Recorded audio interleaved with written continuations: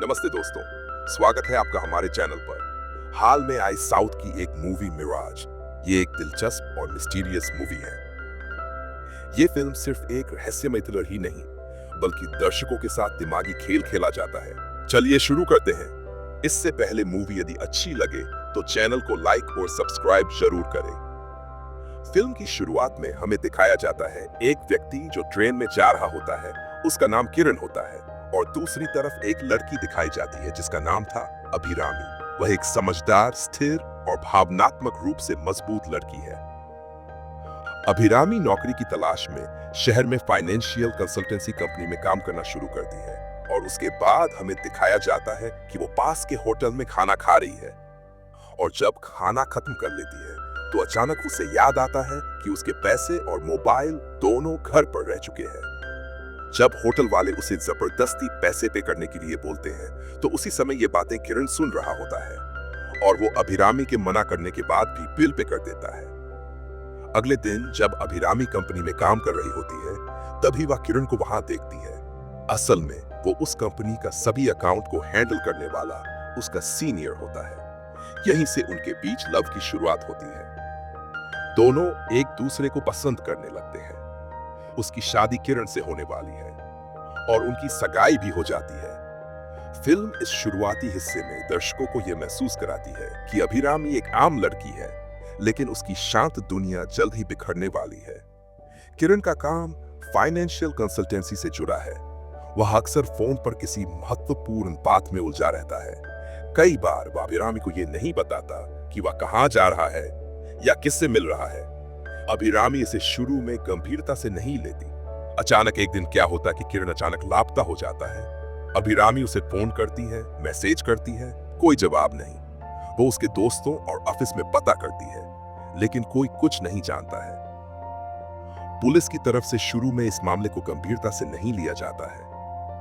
अगले दिन खबर आती है कि किरण किसी ट्रेन दुर्घटना में शामिल रहा है और पुलिस द्वारा बताया जाता है कि किरण मर चुका है।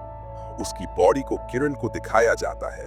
अभिरामी बहुत रोने लगती है और बिल्कुल है। कुछ समय तक वो ऑफिस नहीं जाती और अपने फ्रेंड के घर रहती है। परंतु इसी समय अभिरामी को पता चलता है कि किरण के पास एक हार्ड डिस्क थी जिसमें बहुत महत्व। अभिरामी को अब एहसास होता है कि किरण की गायब की साधारण घटना नहीं है। हार्ड डिस्क या पेन ड्राइव किसी बड़ी साजिश की कुंजी है। इसी बीच उसकी मुलाकात अश्विन से होती है, जो एक ऑनलाइन इन्वेस्टिगेटिव जर्नलिस्ट है। अश्विन को भी किरण के बारे में कुछ संदेह रहता है, क्योंकि उसे उस फाइनेंशियल कंसल्टेंसी से जुड़े कई अनियमित लेन-देन पहले से दिखाई दिए थे। अभिरामी अब साफ समझ चुकी है कि किरण का एक्सीडेंट और उसका गायब होना साधारण घटना नहीं है। वह अश्विन के साथ मिलकर मामले की गहराई में जाती है। दोनों मिलकर किरण के पुराने ईमेल, उसके डॉक्यूमेंट्स और उसके बैंक स्टेटमेंट्स खंगालना शुरू करते हैं। अश्विन महसूस करता है कि यह केस सिर्फ एक गायब होने का नहीं, इसमें कॉर्पोरेट फ्रॉड, अंदरूनी मिलीभगत और बड़े पैमाने पर धन की हेराफेरी शामिल है। अब वो उसके ऑफिस जाते हैं, उसके टेबल चेक करते हैं। टेबल के नीचे एक खुफिया लॉक होता है। लॉकर खोलने पर उन्हें कुछ नहीं मिलता है, पर उसके नीचे एक ही स्पाई होती है। अश्विन को पता चलता है कि यह किसी रेलवे लॉकर की है। उन्हें शक होता है कि किरण इस लॉकर की डुप्लीकेट की अपने साथ रखे हुए है। जब वे वहां जाते हैं, लॉकर में कुछ फोटोग्राफ और थोड़े पैसे मिलते हैं। एक फोटो में उन्हें किरण की मां के साथ तस्वीर दिखती है। वे उसके घर जाते हैं, पर जैसे ही मां के साथ तस्वीर दिखती है, वे उसके घर जाते हैं, पर जैसे ही अभिरामी वहां लगी उसकी बचपन की फोटो देखती है, उसके ऊपर किरण का असली नाम लिखा होता है। उसकी मां उन्हें कुछ नहीं बताती। उनका शक और बढ़ता जाता है। इसी बीच वे रात को वही होटल में रुकने का फैसला करते हैं। उसी बीच ऑनर के गैंग का एक व्यक्ति लगातार अभिरामी को फॉलो करता हुआ होटल पहुंच जाता है। वो अश्विन को मारने वाला होता है। अभिरामी उसे रोकती है और अश्विन बच जाता है।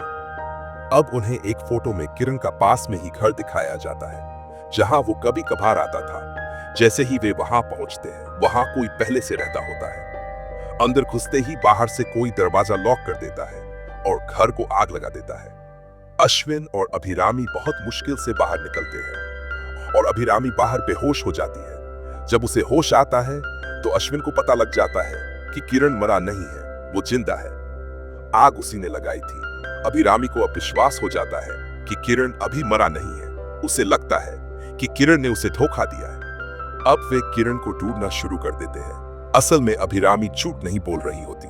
किरण को भी पता लग चुका होता है कि जिस कंपनी वे काम करते हैं वह बहुत बड़ी भ्रष्टाचारी कंपनी है। वे फॉरेन सेटल होने का प्लान बनाते हैं, कंपनी का सारा डेटा पेन ड्राइव में अपलोड करते हैं और इसमें उनका साथ देता है अरंतु, जो कि एक सॉफ्टवेयर इंजीनियर है। अभिरामी उसे अन करोड़ का लालच देती है, डेटा पेन ड्राइव में अपलोड कर देता है। उधर एसपी से वे फॉरेन वीजा सेटलमेंट की बात करते हैं क्योंकि एसपी को कंपनी ऑनर को पकड़ना है। अब अश्विन अभिरामी को कहता है कि किरण को ढूंढते हैं।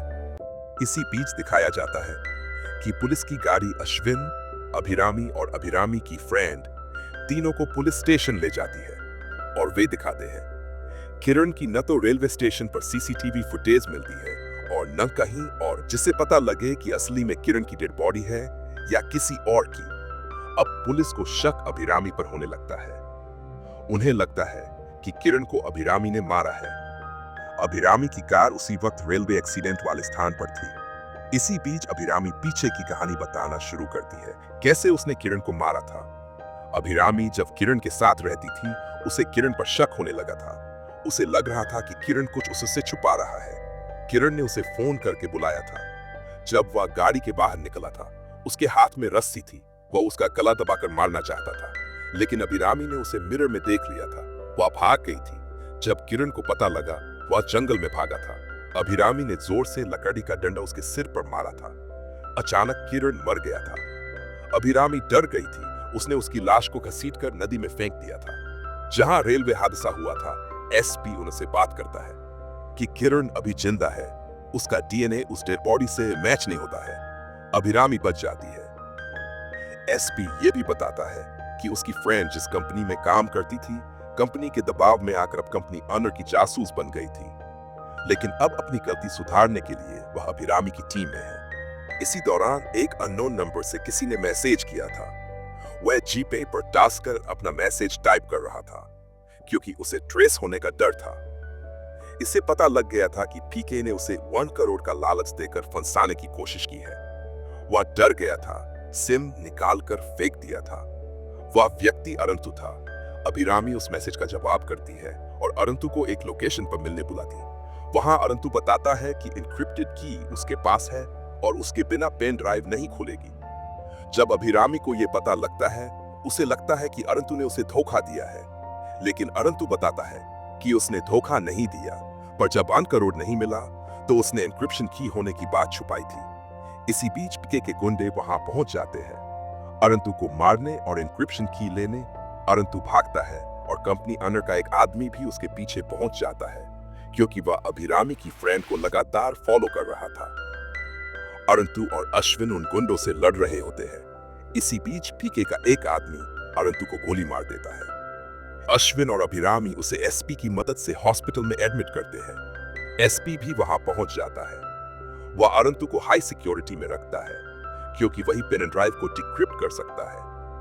इसी बीच दिखाया जाता है कि हॉस्पिटल से बाहर निकलते समय अरंतु डिक्रिप्ट की अभिरामी को दे चुका होता है। वह एसपी को इसके बारे में नहीं बताती है। अब अभिरामी और अश्विन एक प्लान बनाते हैं। वे डिक्रिप्ट की को बेचने का नाटक करते हैं। वे पीके को व्हाट्सएप पर मैसेज करते हैं। पीके घबरा जाता है। वह वीडियो कॉल करता है। अभिरामी डिक्रिप्ट की के बारे में बताती है, कैसे वह उसके पास आई थी। वह पीके से डील करते हैं 8 करोड़ $, पेन ड्राइव की कॉपी, किरण की वापसी। पीके डील मान जाता है।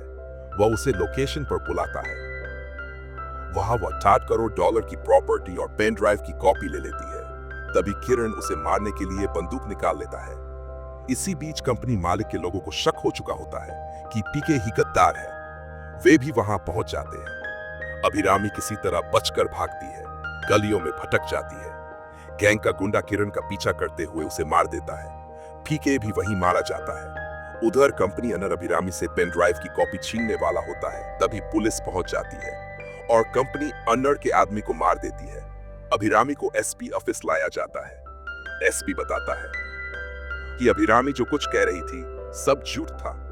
इन्वेस्टिगेशन में यह साबित हो चुका है, असल में अभिरामी मास्टरमाइंड है।